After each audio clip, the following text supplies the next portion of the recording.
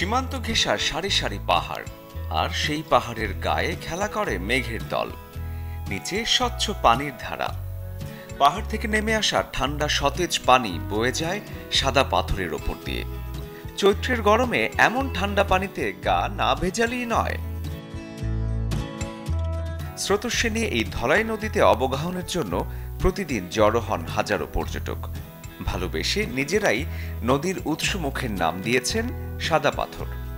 যোগাযোগ ব্যবস্থা ভালো হওয়ায় সিলেট থেকে বেশ আরামেই চলে আসা যায় সাদা পাথর।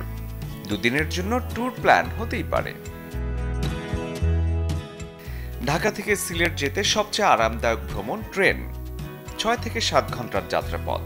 ভাড়া সর্বনিম্ন 375 টাকা আর সর্বোচ্চ 719 টাকা। যারা বাসে চড়ে যেতে চান তাদেরও একই সময় লাগবে। বাস ভাড়া 500 থেকে 1200 টাকার মধ্যে।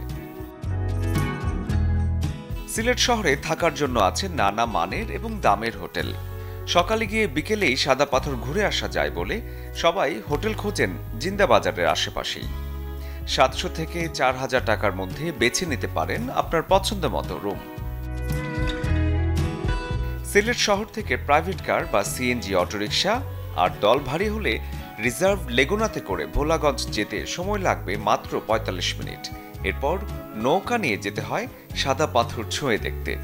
প্রতিটি নৌকায় মাঝিরা তোলেন 8 জন যাত্রী। যাওয়া ও আসার ভাড়া হিসেবে নেন জনপ্রতি 100 টাকা করে। সীমান্তবর্তী এলাকা হওয়ায় মেনে চলতে হবে কিছু সতর্কতা। সাঁতার না জানা থাকলে পিচ্ছিল পাথুরে নদীতে না নামাই ভালো, আর কোনোভাবেই পার হওয়া যাবে না দেশের সীমানা।